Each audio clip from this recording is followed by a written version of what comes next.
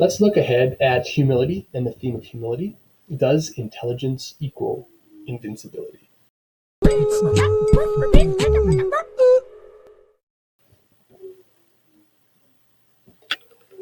What I mean is intelligence is what we are able to do because we are intelligent beings. Does that mean that we are invincible? And by invincible, I don't mean invisible. I mean undestructible, completely unannihilatable, just because we have the smarts to not to figure out solutions to our problems. What is the ultimate conclusion in the plan the stranger comes up with? We have to read that closely to figure out what does the stranger actually plan to do. Well, his plan is to lay low, to give up those petty, comfortable things like a job and a commute home and a nice house that you dwell at in the evenings, only to repeat that lifestyle day after day after day, go to work, eat, come home, sleep, whatever. So give up that and to spend your life studying and spying on the Martians, developing your life to science. That's his plan. To live in hiding. But ultimately, what does he want to do? He wants to take over their own technology, their heat rays, their machines, and regain control of the Martians using their own technology or taking their own technology and improving it so that they can one up the Martians and then ultimately control the world. So our theme is shown here by the stranger's idea. He thinks that if we take enough time to study and if we can steal technology and make it better, then we can become invincible again and defeat the Martians. Okay, now a little bit more on that with the next theme we talk about. But let's go to that question again. Just because we're intelligent, does that mean we can always solve our problems and be invincible? The War of the Worlds warns us against dependency or pride in our own scientific or technological progress. Because we, the best we give to the Martians, they completely overcome. We have nothing compared to the Martians in the story. We might be awesome, but we shouldn't forget that we're at the mercy of nature or maybe even superior beings, which is a neat theme to think about is, are we really invincible? Are we really that big of a deal?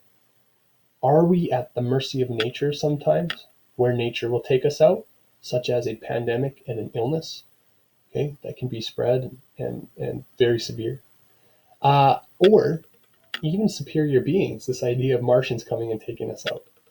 Or are we invincible? Do we have this false sense of security in who we are as humans and our technology and our intelligence to overcome problems?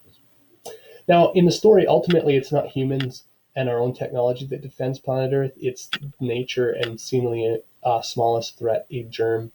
And so that's where humility comes in, is because is it a human solution in the story? No. We have to face the fact that the resolution of the story doesn't come from human intervention. And as intelligent as we are, as much technology as we might think we have, or science or understanding, it's not human action that resolves the problem. What is it? It's a germ, the most smallest, pathetic thing. The thing actually that we hate and despise because it makes us sick is the thing that actually saves us. So what does that make humans look like? If humans can't save us and a germ can, okay, who's pathetic? Well, we are the pathetic ones. And we're faced with the idea of learning humility, the fact that we aren't as big of a deal as we think we are. Now, being humble is good. I think that this is always a good lesson to approach things with humility. No, we don't know it all. We don't have all the answers. We aren't the best at everything we do. And I think humility can be a very beautiful thing to develop. And let's look and see how the Martians face it. For the Martians, despite their superior intelligence, they show us this theme also because they're not invincible to a germ. As much technology and advancement as they are as a being, they still don't have utter control. So even them, the full intelligence that Martians have, they still are not invincible. So I think this is reiterating a very important theme of the power and importance of being humble in the face that we don't always have the answers. In fact, we don't have the answers. We're not always in control. Our intelligence is a gift. It's not necessarily always a solution. But we must not forget the humility we owe to the rest of the universe, the world around us. Okay? Just because we are the most intelligent doesn't necessarily mean that the world should revolve around us or that we have solutions to everything. I think we need to consider and put ourselves in a more humble situation and consider the needs of things that we might perceive are less than us or more vulnerable than us, including the natural world around us and even other humans who are in a position of more vulnerability than us. We need to be humble in the way we exist here on this planet. So humility, a very important theme that comes out in the story. Almost wrapping it up here, we're looking at, is technology our savior or our destroyer? And it sort of picks up on similar themes from the last slide. Who do you think is better technology in the story, men or Martians? If you said Martians, you are correct. We go back to the idea of that stranger. We already reiterated this. He hoped to use Martian technology against them. Was gaining power to the Martians our only solution to overthrowing them? How would we have been able to overcome the Martians? I don't think through human power anyway, other than being able to overpower them through our technology. So, in this sense, would technology have been our only way to save us? I think so. Um, is technology good only in the hands of the good guys? Because I think this is something, it very much reminds me of the Iron Man, Tony Stark, type of stuff, where he's got this great weaponry and technology, but it's only good if it's in the hands of the good guys. But as soon as it swaps to the hands of like a terrorist or somebody bad, then it's suddenly a very big problem that you have this technology in the hands of somebody who will misuse it. So as much as we could say, look, technology could have saved us, if this technology wasn't in the Martians' hands but ours, then it would have been good because we would use it to defend ourselves. Okay, but what if we used it, to attack and destroy Mars? You know, is technology always good? Is using it and developing it always good? Well, what if it's used for something bad? So that's why I like to look at this. Is technology always good? Is it a savior, or does it destroy us? Does it destroy? Does it cause destruction? What about the question, how do you prevent technology and discovery from being used for evil or unethical things? Now that kind of flips the question on its head. We might look to technology and say, no, it's good. We need to develop technology to defend ourselves. Yeah, but what if it's used for something evil or unethical? Then we need to develop technology to stop that from happening. Okay, humans are always going to tend to use something to a greedy, selfish, powerful, potentially evil way. We just have that capacity. At what balance do we strike between developing technology and then hoping that it won't be misused or used right or wrong? Now, a couple things we'll look at as we wrap up this. Is technology as a cause for our problems?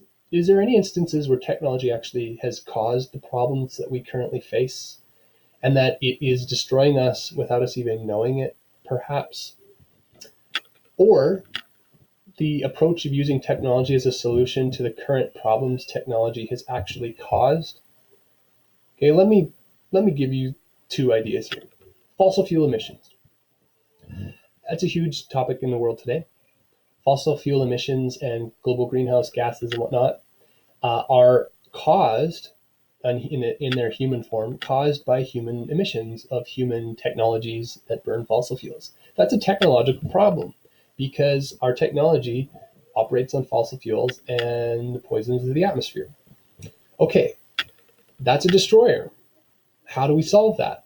Well, we could take away the technology that burns the fossil fuels, or we could develop the technology to remove the fossil fuel emissions from the atmosphere, which is what they're trying to do, is like these carbon capture technologies. And so we look to technology as our savior to say, hey, technology caused this problem, but we're going to look to technology to solve this problem. And that can be a good thing, but it's also kind of a strange thing because is technology always something we can go to save us? Okay, because I think that there would be an easy solution, and that would be just emitting less and finding different sources of energy. Yet we're looking to say, oh no, technology is going to be, exerting energy in technology to reduce emissions is the solution. Well, if that's a technological solution, and is it the best one? Well, we tend to think, oh, that's a good solution because it relies on technology. Is that always the case? I mean, it looks like our savior now, but in time, will it prove itself our destroyer? It's always looking to technology to save us or get us out of a predicament. Okay, second one. This is relevant maybe more to you, and that is technology is a cause for our problem. The problem we have today is the cell phones that we have, cell phones, the smartphones that we have today uh, are largely causing addiction and cell phone attachment problems across the world. This is becoming more and more and more well known. And if it's not apparent to you in your life, it's either because it doesn't happen or because you're oblivious to the fact that it actually does happen.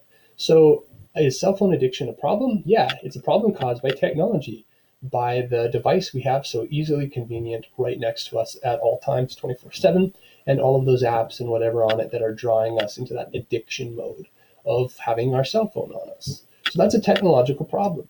Now, how do we solve it? Well, we can solve it by building human habit to not be addicted to our phone. And there are a lot of successful people who aren't addicted to their phone. They've developed the human habit of not letting their phone rule them and not having to have their phone on them all the time, not being over dependent on their phone, and not having, that phone screen time being the uh, big time waster of their day. And they've done that through human building of habits, and perhaps because they don't want that phone to be a cause of addiction for them. All right. What about a technological approach? Well, technology is proposed to be our solution in this regard because of a couple things. You can get apps that will lock you out of things. So if you have a phone problem, you can look to a phone app to help you with it.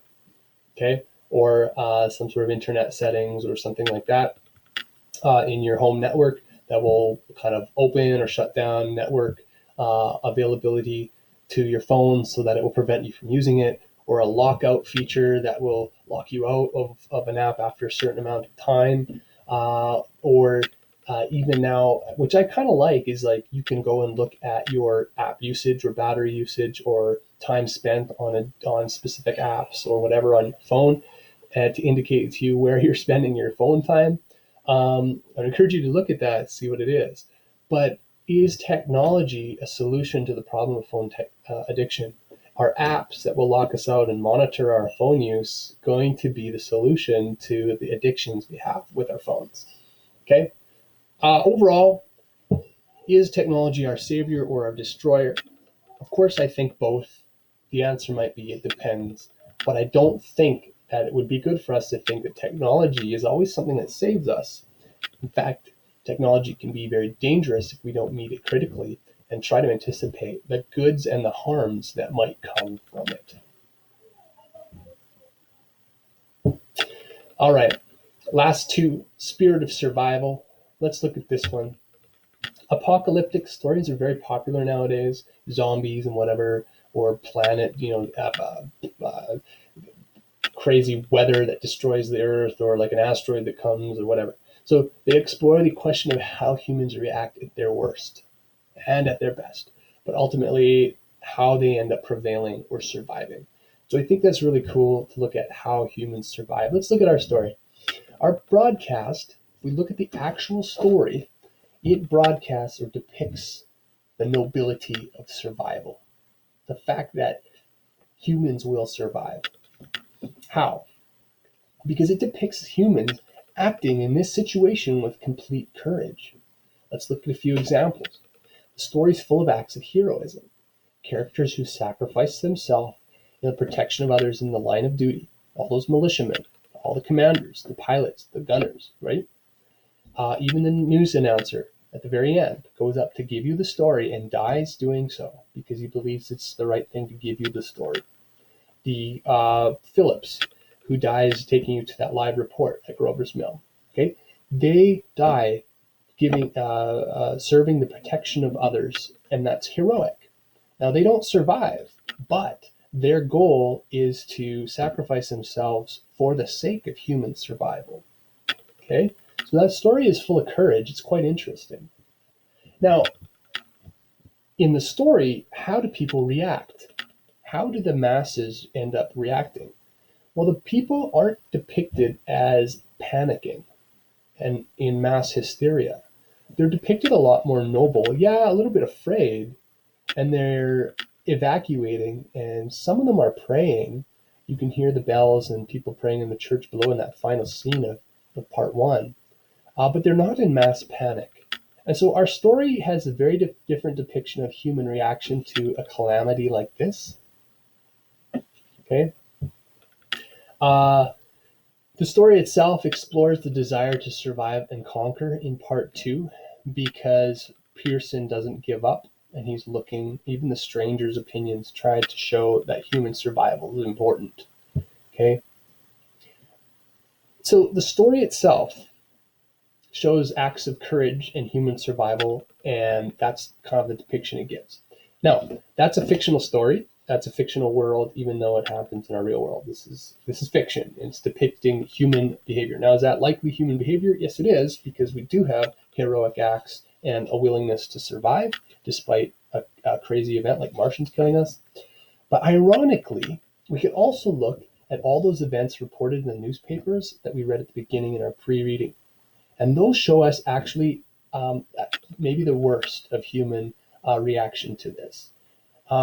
The opposite, in fact, of what the story does. So it shows acting with fear, not with courage. But in reality, when people actually reacted to the story, not the people in it, but the people listening to it, acted with fear. Many people actually did panic. They despaired as human infrastructure and defenses were breaking down over the air while the story was being told. Okay, this is by the fictional destruction of the world while the story was being told, but they actually believe it. Society breaks down into chaos in the newspaper reports. Hysteria, fear, irrationality, anxiety, and disorder ensue. And that is not a recipe of human spirit of survival. So I think it's quite interesting that when push comes to shove, in the actual heat of the moment, human survival or human intelligence and courage and spirit to survive and bind together with heroism is actually something that doesn't happen in real life. Okay, the people panic and they fear and they ultimately, well, they don't. Okay, they break down into chaos, and that's not a good recipe of survival. In fact, we know that if, say, you're hiking and you're lost in the woods, the number one thing you can do to not die or to survive is to not lose your mind, to hold it together and be rational. Because what happens in the face of survival situations is we either lose it or we keep our mind. And if we keep our mind, we do the right thing. Okay, if we keep a coherent, if we pick good choices, if we don't go crazy, then we're likely to survive. Okay, same thing in a crowd situation like this. So it's just to throw out that question, outside of fiction and in real life scenario, would we possess the spirit of survival? Because if we think back to a lot of these movies, yes, there are people who go crazy and die because they, in these apocalyptic movies, because they give into fear and irrationality. Yet we also have those core people who show the spirit of human survival, the heroes in the story, who might even sacrifice their lives so that others can continue existing. How would we act in a situation of survival, especially in maybe a vast kind of mass situation of survival, like an apocalyptic setting? We like to imagine it, and in movies we depict how we think it would happen, but I wonder if that's actually how it really would happen. And I think today we can look across the world in our reaction to the global pandemic and see how human action actually carries out And I think we can be quite proud, actually, of a lot of things that we have seen in people kind of cooperating with the efforts of their governments and health directives to take care of this crisis at hand. So maybe there's more hope in humanity than I thought. Maybe.